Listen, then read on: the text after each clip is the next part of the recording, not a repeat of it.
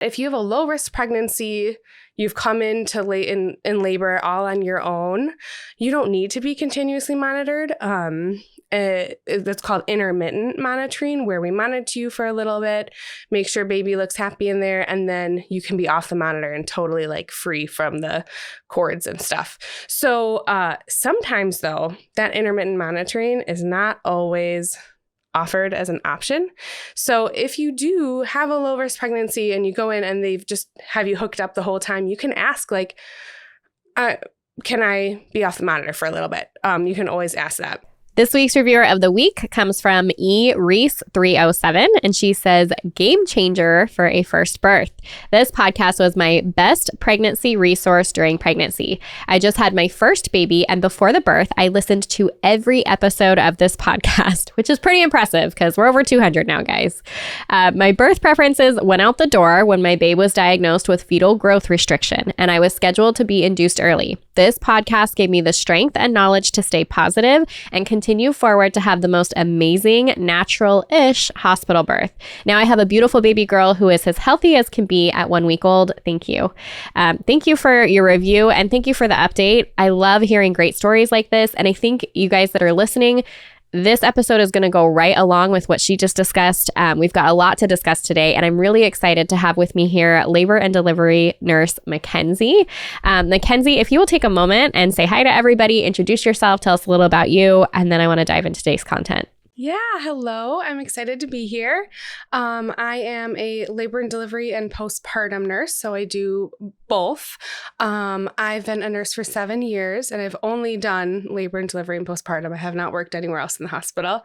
And I've worked night shift the whole time, so night shift people unite. We're the cool ones.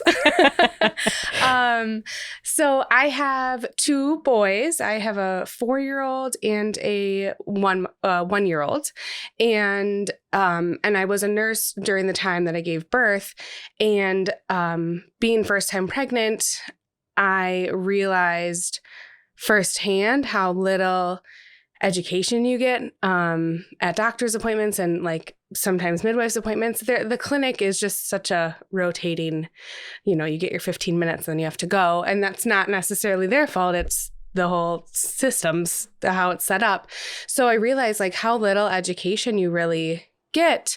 And so I kind of just started it. I started on TikTok, and it started as I was making videos, more like funny ones for other labor and delivery nurses. But then a bunch of moms started following me, like pregnant to be moms, and they were asking questions in the comments, just very, very basic questions that I was like, wait, like, you don't know that? Like, I thought your doctor would have gone over this or something. So then I started answering those questions, and then my platform just kind of morphed into this educational platform all about pregnancy and birth, postpartum, breastfeeding, newborns, that whole kind of niche there. So I have a TikTok, and then I have an Instagram too, where I talk a lot on stories, and then, do all the reels and stuff just about education. And I try to do it in a non-fear-mongering way, because on the internet you can get fear-mongering wherever you look, So I want to do it in a non-judgmental, like, here are the facts, take it or leave it. This is, So, so that's my platform. And then I still work at the hospital, and I love what I do. I love that. And I can attest to that. I've been onto your platforms to check out what you do and all of that. And there's no fear mongering. Like, it just feels like good, fun, really helpful information. So why don't you tell everybody right now, and we'll say it again at the end, like what your social media handles are. Yeah. So on both TikTok and Instagram, it's Mackenzie on Motherhood. There's periods in there, dots. So it's Mackenzie.on.motherhood. And I started a YouTube, but I'm not very active on YouTube quite yet. But I am on One there. thing at a time, right? So exactly. Slow growth. Yes. That's awesome. I'll make sure to have all the links in the show notes too. So if you guys are wondering about any of that, you can go ahead and just click on this episode and we'll get you there. Why don't we start with that though, if you don't mind, since you get to work in hospital. I think you said something really important that I kind of want to highlight. And I think that's really common for us as birth workers. Anytime that you're involved with birth and you understand the process of it, to forget what it was like to not know anything that was about to happen with your body, with the process. Right. And so even as I like speak to other women, yeah, those like simple questions, you're like, oh shoot, like I forgot that I didn't know that, you know? So like having to go back and like really break it down. So with that in mind, when we're talking about being in a hospital setting and having incredible labor and delivery nurses who probably get to see all the women coming in labor in the nighttime, right? Because that's when labor likes to get going. Right. What are some of the options for women coming into that setting? How do they get them in a way that is kind and loving and respectful to the people that are working with them, being the labor and delivery nurses there? And what other things around the hospital do they have to be able to utilize some like natural coping techniques? Yes. So, and I loved what you said as options, because we have a lot of options, but sometimes depending on your nurse, they're not going to be all like here presented to you like a menu. Yeah. Like, here are all of your options, you know? So when when you get into the hospital, you're going to have your labor and delivery nurse. She or he will be, you know, your main nurse. You don't really see the doctor, midwife that often. Your nurse is like the one who's taking care of you the whole time. So comfort techniques in the hospital are, one, you do not have to, one is movement, and you do not have to stay in your hospital bed. I feel like that bed is like center of the room, like get in the bed. And yes, we'll have to kind of monitor baby for a little bit, but you don't have to be sitting there in that uncomfortable kind of reclined position. You can sit up in the bed, you can sit on the side of the bed, and you don't even have to be in the bed to be monitored. You can be standing, leaning over the bed, you can sit on a birth ball. So even though the bed is like the center of the tension in the room, you don't have to stay in it the whole labor. And it's better to move around, to move your pelvis in different ways to get baby to come down. We want to use gravity to get that baby down. So one is just movement. You don't have to stay in that bed. Two is balls. Balls are great.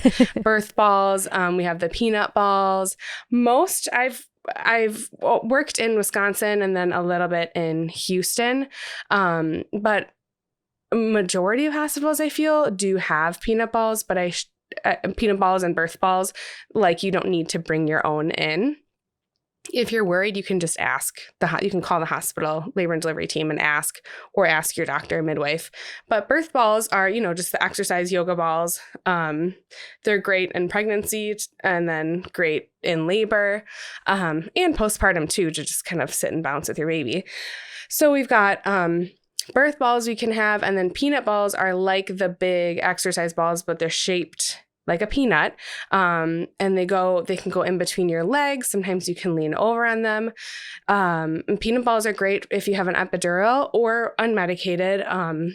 If you're my patient and you have an epidural, you know I'm going to bring a peanut ball in, because peanut balls are shown to shorten your labor and can shorten pushing time. You can push with them in between your legs, or sometimes you can like kind of like straddle them, like hug the top of them, and then with your bottom legs, put your bottom legs on the bottom part of the peanut ball. So we've got balls and movement, and then other things like if you're being induced or have a high-risk pregnancy, most likely you'll be continuously monitored, which means we have the monitors on your belly to monitor your contractions and baby. But if you have a low-risk pregnancy, you've come into in labor all on your own, you don't need to be continuously monitored.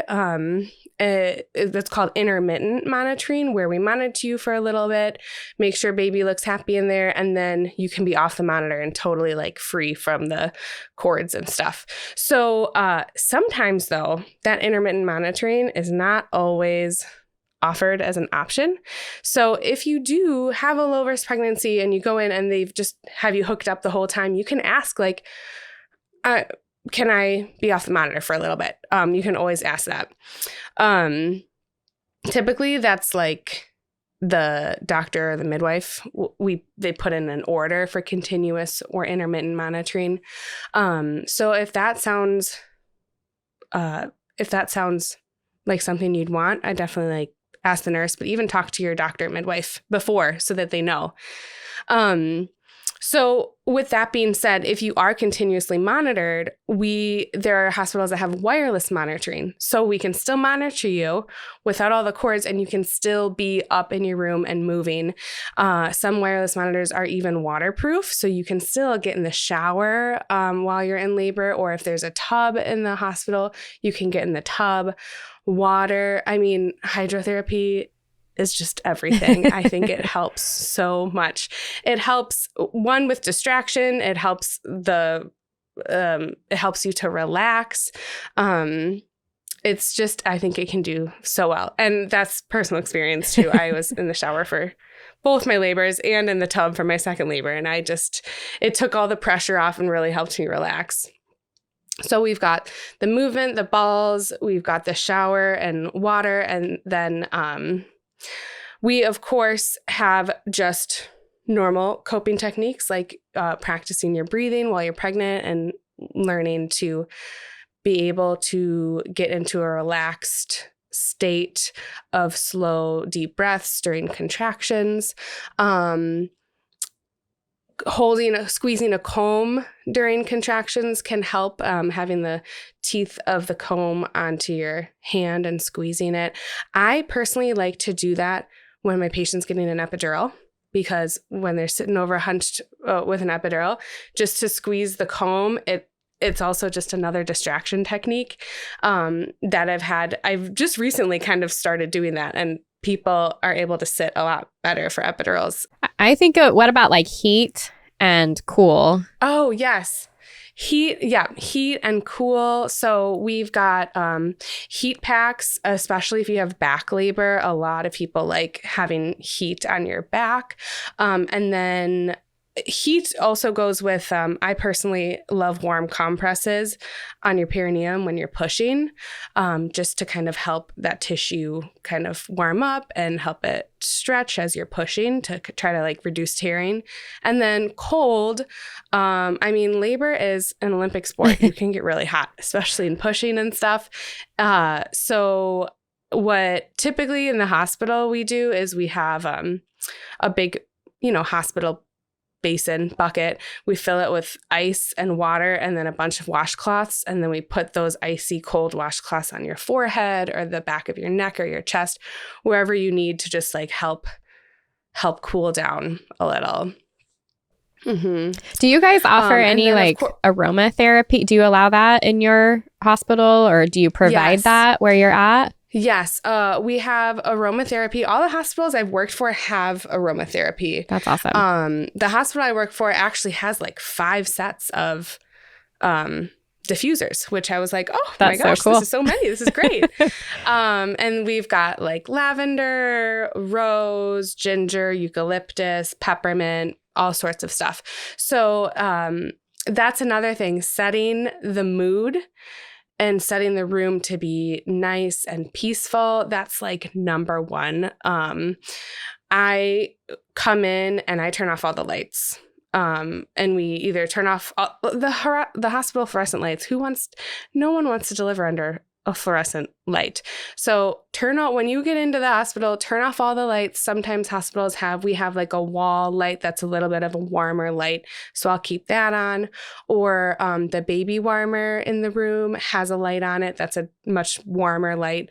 So we'll put that on sometimes, just making it dim, making it calm, not like having visitors, like 15 visitors all talking and stuff. We want to keep the noise low. And then of course the aromatherapy, we want your birth space to you want to feel safe and secure, because we're animals giving birth. We're animals.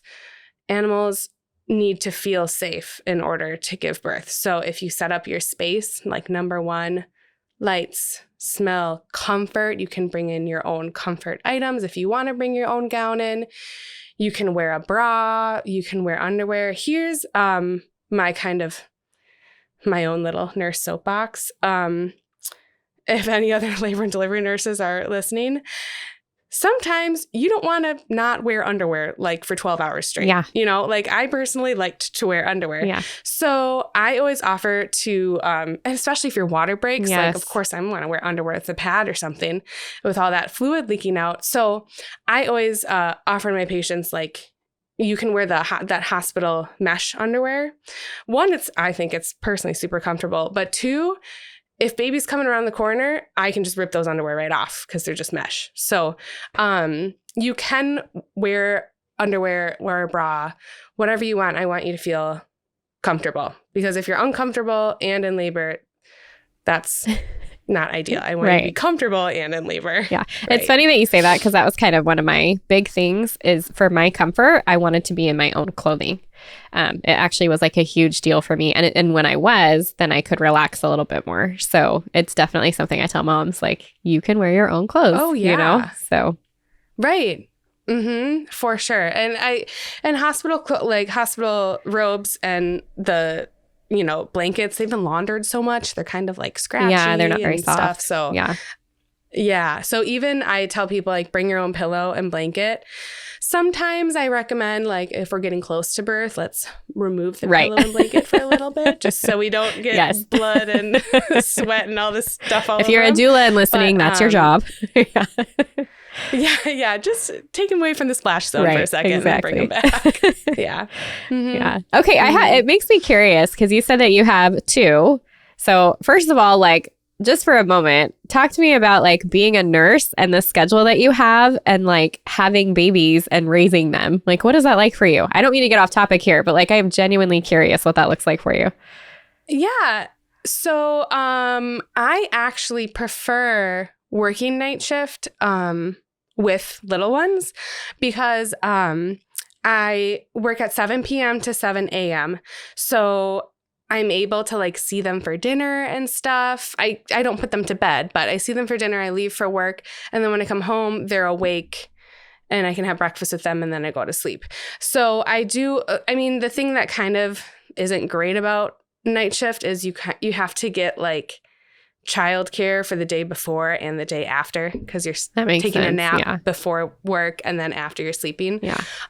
So it kind of adds extra childcare. However, when I pick up a day shift and I work 7 a.m. to 7 p.m., I leave at 6 in the morning. They're either just waking up or not, or sleeping. Most of the time they're still sleeping. And then I get home, and I usually get home at like 8 p.m., 8:30, and they're in bed. So like I don't see them basically that entire day. Yeah. So that's why I prefer doing nights, so I can see them a little bit. However, it is, you're tired a lot. But I've also kind of been doing it for 7 years, so I'm used to the how to wake myself up and that whole ebbs and flows. But and what a benefit to moms that you have had this experience yourself and you're a labor delivery nurse, because it's like you've been through it, you've utilized some of these things yourself, like you were saying, like the water and stuff. So you know exactly like how to support a mom and what she's going through. And I just think that's huge. It's actually, I don't mean this in any kind of like negative way, but it's something that I think about when I've had like a male provider, because I'm like, as much as you like love what you do and you care for the women that you have, like there's a part of you that I don't think could ever really truly understand exactly what I'm going through. Mm-hmm. And so it's so nice to have somebody in your space that does, whether that's labor and delivery nurse or a doula or a midwife or whatever that looks like. So it's just such a benefit, like what you get to do and the fact that you've been through it yourself. So I think that's pretty neat. Yes, I agree. Well, and especially even if you're taking it down to like ignoring the like physical aspect of it, even if you're a female and you haven't had kids yet, you don't understand the emotion, like the raw emotion of labor, processing your birth, and then just postpartum is so emotional. You don't understand until you go through it. And actually, after I had my first kid, I think I became a better nurse all around, but definitely a better postpartum nurse, because I then really understood the like mom mental breakdowns at 2 a.m, when baby's not latching or whatever. But yeah, I agree with you. Yeah, that's awesome. Something else that you mentioned, you talked about induction when we were going over even like some techniques to use for moms and things.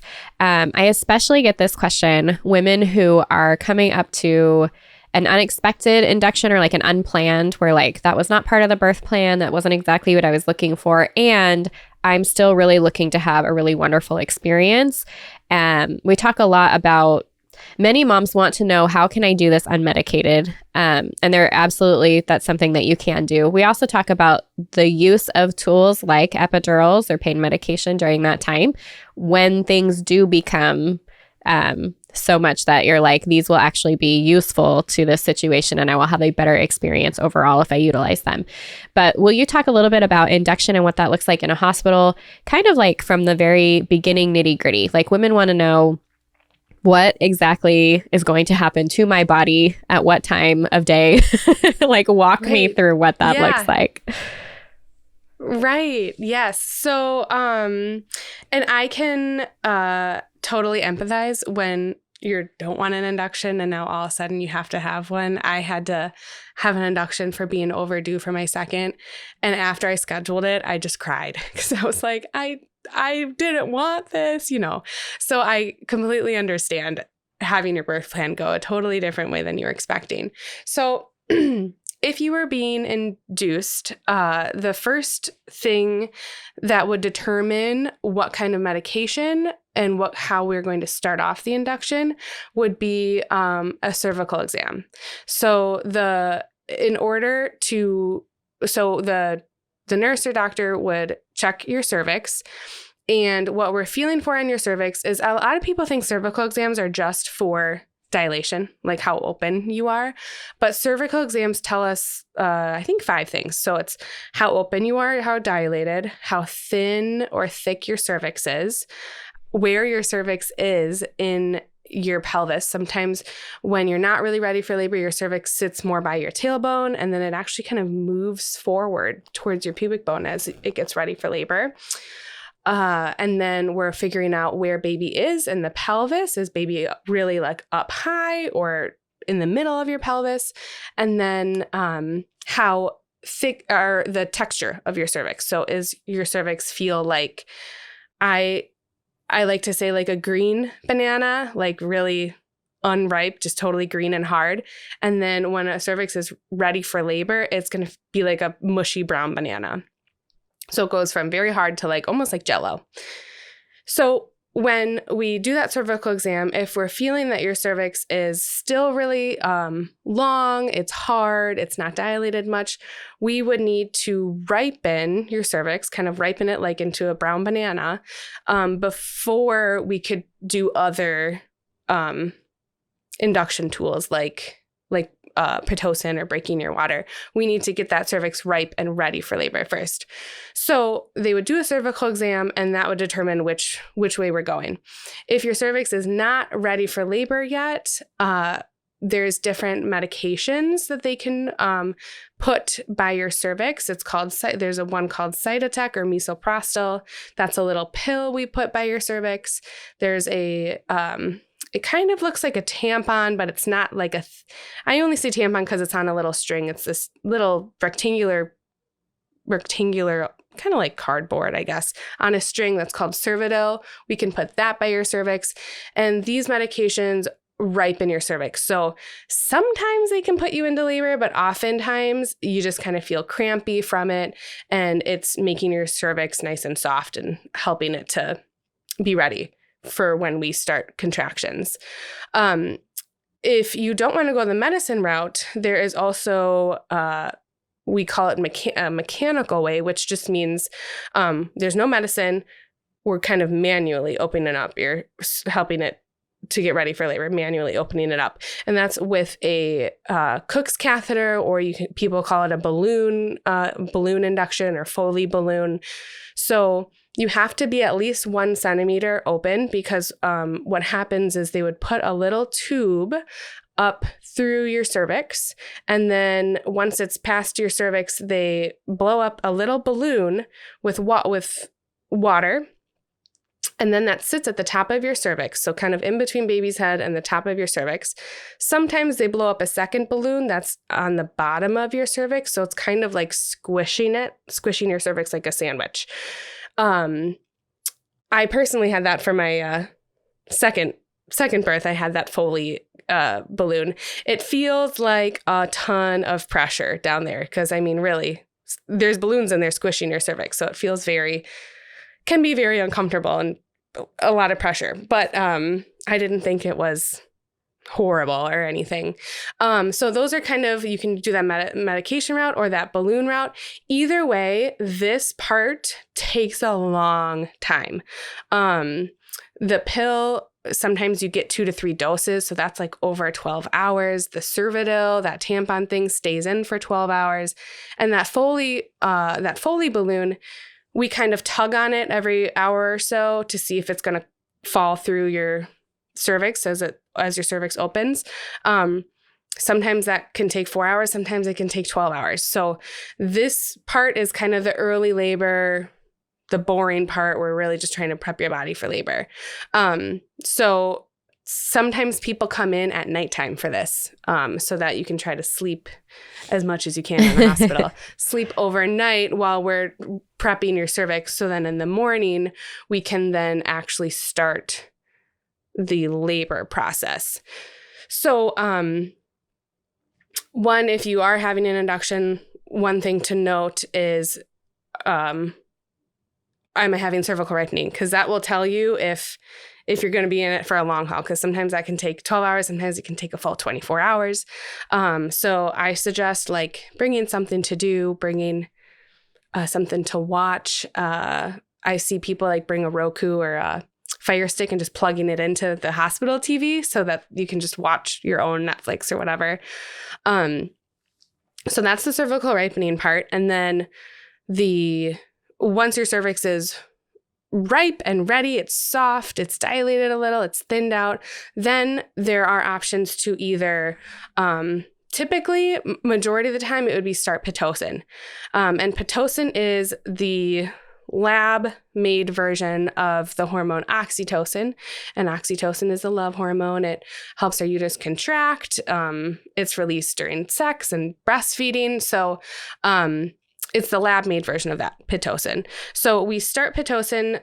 It's an IV medicine that goes into your IV, and we start it really slow. And then we slowly put the medication up and up and up every about 15 to 30 minutes.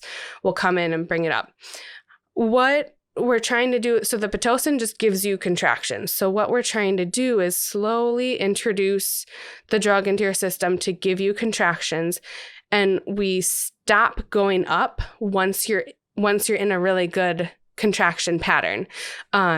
So once you're contracting every like 2 to 4 minutes, we don't go up any higher. We don't want to give you too many contractions. We'll stop once your body is responding to it. A nice thing about Pitocin is if your body kicks into labor, we can turn the Pitocin off, or we can turn it down, or we can turn it up. So we can kind of play around with it and what you need, because there's not a specific number that people need. Some people only need a little bit and some people need more. The bad rep that Pitocin gets is people say that Pitocin contractions are a lot more painful than, coming in and it's your own body's contractions. My thought process behind that is when you come in labor and your body's doing it all on your own, you have oxytocin, but you have all these other hormones like endorphins running through your body. So all that cascading hormones that your body's doing helps the pain perception effect. When you're having Pitocin and you're not in labor and we're artificially making labor happen, you're not having all those extra feel-good hormones. You're just having the one Pitocin. So you're not having that extra kind of pain what's the word? Like, Perception. I want to say pain deafening, but that's not the word. Your lower pain perception of the contractions. So, me personally, I had Pitocin for my first birth, and then I did not for my second. And I never personally thought that Pitocin was stronger than my natural labor. However, they were the same amount of intensity in both births. However, Pitocin was intense right away. And on my natural labor, it got more intense later in labor. So that was my personal difference that I found. So we would start Pitocin. We'd get you into good contraction pattern. And then another option is to break your water. So how a doctor or midwife does that is it's like a little crochet hook, and they do a cervical exam, and they just take that little crochet hook and pop the water bag. Sometimes that can help speed up labor. It's not really, I think research shows it doesn't really speed up labor when you're in the early part of labor. A good time to get your water broken is when we want the head to be well engaged in your pelvis. We want the head to have worked its way down so that when your water does break, the head can go right onto the cervix and help push on the cervix and help you dilate more. So, so there's the cervical ripening, and then Pitocin and your water being broken. Sometimes people want their water to be broken and not try Pitocin and see if having your water being broken starts labor instead of having to use Pitocin. So these are all options that you can discuss with your doctor or midwife to see if there's a preference that you would like. You mentioned with your second birth, was that your induction? Or was your first birth your induction? So my first birth, my water broke. Contractions never started. Okay. I talked to my midwife. She said, you can stay home for 8 hours. And then around 8 hours, I want you to come to the hospital. And during those 8 hours, oh my gosh, I did every single old wives' tale, like the curb walking, like everything, walking, birth ball, pumping, everything, and nothing. I didn't get a single contraction. So I went to the hospital, and that's when I got Pitocin. So I had Pitocin for my first birth. And then my second birth, I had the Foley balloon induction because I was overdue. But you said you didn't have Pitocin. So did contractions just begin? Yeah. That's so awesome. I had the Foley balloon, and then it fell out like 4 hours later. And it actually, I was like, yay, I'm contracting when I have this Foley balloon. Oh my gosh, maybe I'll go into labor. And then the Foley balloon came out, and boom, no contractions. I felt perfectly fine. And I actually had the Foley balloon placed in the clinic with my midwife, and I went home with it in. So I didn't stay at the hospital. I didn't stay which was nice because I went home and I walked around the neighborhood with it in. Then I woke up. And so I was supposed to go the next morning at 5 a.m. for the induction part. I think she was going to break my water to start out with. But I woke up 2 minutes before my alarm to my water breaking. Oh, that's awesome. And then the whole labor just started. Yeah. But I do think that Foley balloon is what irritated it everything up enough that my water eventually broke 6 hours later. So when is it a possibility for moms to have it placed, like you had mentioned, and be able to go overnight with just the Foley bulb? Was that because you're a nurse and they were like, we know what you're looking for? Right. Well, my midwife clinic, who, delivers babies in the hospital, they are nurse midwives. They offer that. That's awesome. And I've heard of other places offering that. I'm not sure if many OBs feel comfortable with that because they like the continuous monitoring and stuff. Right. So I've never worked for an OB who offers that. So then when my midwife offered that to me, I was like, oh my gosh, yes, let's do that. If I don't have to, I don't want to sleep overnight in the hospital. Yeah. Yeah. That's awesome. For moms that are listening, yes, ask for this because that's golden. That's awesome. Yeah. Oh, yeah. Because then I at least, got decent sleep before my induction, Well, I ended up going into labor, but still. Yes. Yeah. So I hope eventually that becomes the norm to do cervical ripening at home, because otherwise you're stuck in a hospital for so long. Okay, so for moms that are going through the induction process, though, and say they did the cervical ripening or the Foley bulb or whatever, and they still need the use of this Pitocin to get things moving, what does that look like for them? Like, how long does it last? Will a body kick in? What can they still utilize around the hospital? I know that I don't think we mentioned this, but with an induction where you're using Pitocin, then you're on the fetal monitors the entire time. If Pitocin gets turned off, can they do intermittent monitoring? Is that an option? Technically, yes. It should be if they're not on any medicine and it's just their body now producing its own contractions and stuff. Technically, yes. You might have to fight for that, to be honest, depending on who your provider is. But yeah. However, if we are giving you medicine to make your body, do something it doesn't want to do, we're inducing the labor, they'll want to monitor contractions and how baby tolerates them. But really, what we're looking for, what baby's heart rate is, but we're also really looking at your contractions, because we don't want to give you too few and we don't want to give you too many. So we're trying to find that nice balance. But when you have Pitocin, you will be hooked up to an IV the whole time. So you will have your little IV pole friend with you with that. However, you don't need to you're not stuck in bed with Pitocin. You can still walk around. If you have a partner or a doula or whoever you have with you, they can be in charge of the IV pole, so you don't have to worry about it. But you can still labor on the toilet. You can sit on the birth ball. You can walk the halls. You can still do, as long as they have that wireless monitoring, because you'll be continuously monitored, you can still move around. You can still have basically almost all the coping tools that I talked about earlier.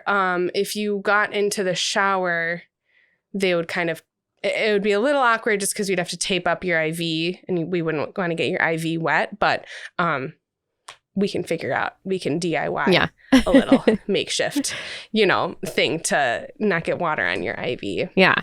That's awesome. So is there an average, or maybe even just from what you've seen, from when women come in for an induction and about the average of what it takes to birth a baby? And maybe just from your experience, I'd be curious to know how often those inductions end up turning into a cesarean birth, if mom should prepare for that, versus being able to continue on for a vaginal birth in that case. How long it takes is just so variable, and it's also determined on where you're starting off in labor. Are we doing cervical ripening, or are we starting off with Pitocin right away? I would say if it's your first baby, you've never given birth before, at least 24 hours. If we're doing the cervical ripening and then we're doing labor, at least not 24 hours of just the cervical ripening, but 24 hours in total.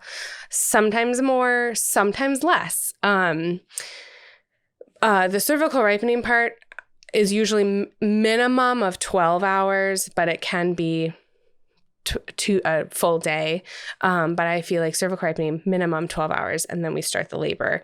And then second time moms, third time moms, since your body's already done this before, typically induction medication works a little bit faster and more effectively because your body's already done it before. So they say oh, you're trying to make me contract. Okay, I get it now. Okay, I'll go into labor. Not all the time, but majority of the time, yes. So typically if it's your second or third baby, they'll probably induce you in the morning time. They won't have you come in overnight because as long as your cervix is ready for labor, we skip the cervical ripening step. So at that point, I want to say 12 hours usually. Give or take. Sometimes you can come in at 7 a.m. and then have your baby by 3 p.m. But other times it's into the night shift or the next day. It's just so variable. Yeah. But, expect a full day, and sometimes more, sometimes less. If it's less than a day, less than 24 hours, then woohoo. And then what you said about the C-section. So I'm going to be honest. I think this really depends on the doctor and the midwife and how patient they are with the labor. And that's unfortunate, because there should just be even the standard, like some people would like to go by that standard labor curve of progression, and then they say, oh, you're not progressing enough, and then let's do a C-section. So there are some, and I don't want me to sound like I'm knocking on all OBGYNs or anything. There are OBGYNs that I've worked with who are so patient, and let's do another cervical ripening. We're not, she's not even in labor yet. We still got to work for it. And, the induction can be 3 days. Not that you're in labor that whole 3 days. Maybe it took 2 days of cervical ripening, but there are some OBGYNs who are very patient, and you don't have a C-section or anything like that. Of course, there are some, like in all professions, some bad apples that aren't as patient. However, I don't want to say, I feel like everyone, when they're told, okay, we need to induce you for whatever reason, people think, oh my gosh, now I'm going to have a C-section. That's really, majority of the time, that's not the case. Not every induction ends up in a C-section. And because if that happened, then our C-section rate would be way high, because we do so many inductions in America. So yeah, I don't want you to think, oh my gosh, now I'm automatically going to have a C-section. It's not the case. It just can take a little bit. I really recommend, even if you're not having an induction, but I really like the spinning babies, prenatal kind of movements, doing the stretches, prenatal yoga, just to get sitting on the birth ball and stuff, just to get your body stretched and ready for labor. Spinning Babies is a website where they focus on trying to get baby into a good position for birth, because I think when you utilize all that stuff before you give birth, whether or not you're being induced or not, then if we're starting out with baby in a good position and you're more flexible and everything's your ligaments are stretched out and stuff, I think you're set up for success. Yeah, I like that a lot. I think there's a lot that we can do. As much as we can, right? To prep our bodies and all that stuff. And then the benefit, I think, of doing preparation in the way of either childbirth education, or you're talking about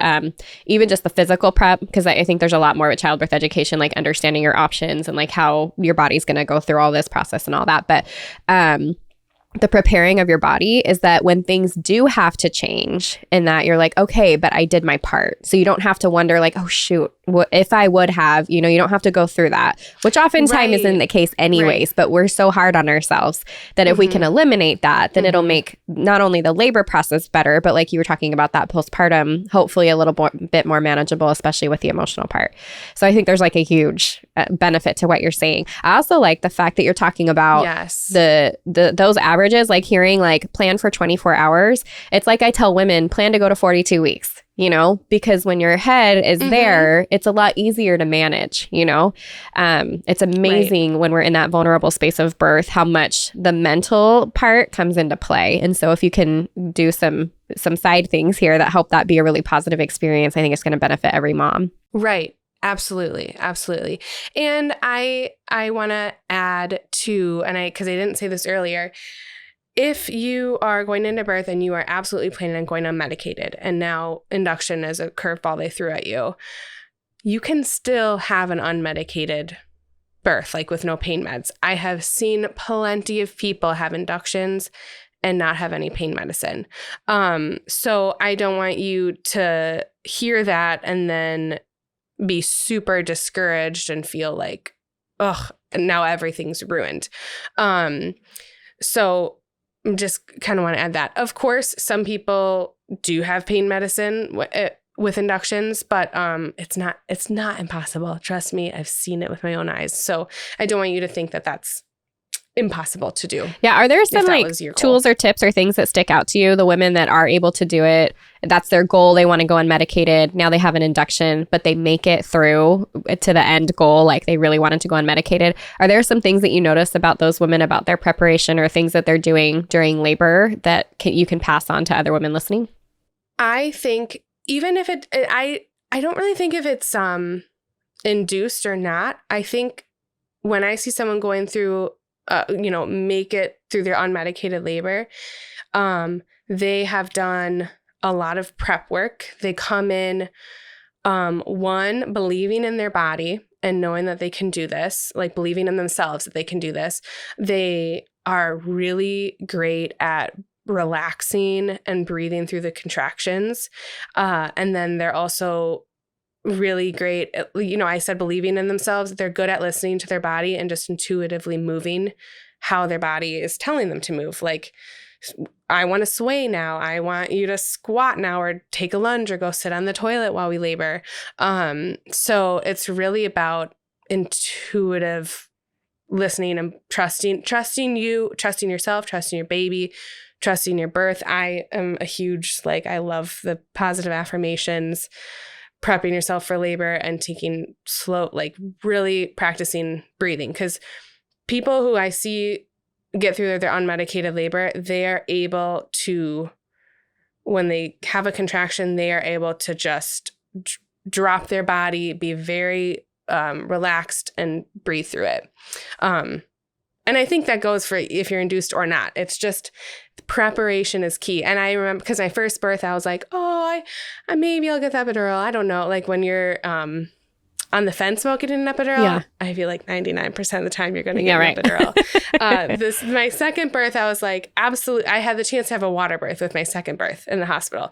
So I was like, absolutely, I want to experience a water birth. I want to experience unmedicated labor. So it's also having a really big why and want and desire. And then it's all the prep that comes before it. And I tell people, because I teach a childbirth class at the hospital, and I say, you need to practice your breathing every day. And I know that sounds so silly, but you have to be able to snap into very relaxed breathing the second the contraction starts to build. So those are my tips for unmedicated births: is practice, and practice. I actually love that you didn't separate the two, that you're they're actually one and the same, and it has to do with your mental state and your preparation and all that. I would say maybe for somebody that's we're up against an induction that I wasn't planning, at that point, if you've done all the physical prep and all that, it would be some of that mental work to be you're still good, and those positive affirmations, and let's get into that space because we've got a goal in mind. So that's really powerful. Thank you. Overall, I feel like if you guys are listening to this, go follow Mackenzie. I feel like you are a wealth of information and you're in it every day. So that, what a benefit to you're dealing with it every day. You see it all the time. When people ask questions, it's such an easy answer. You have it right there.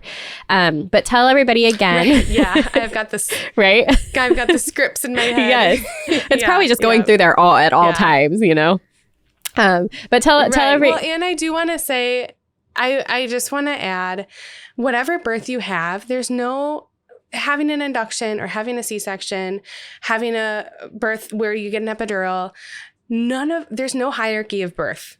Birth is birth. It's how you bring your baby into the world. There's no hierarchy. One is not better than the other.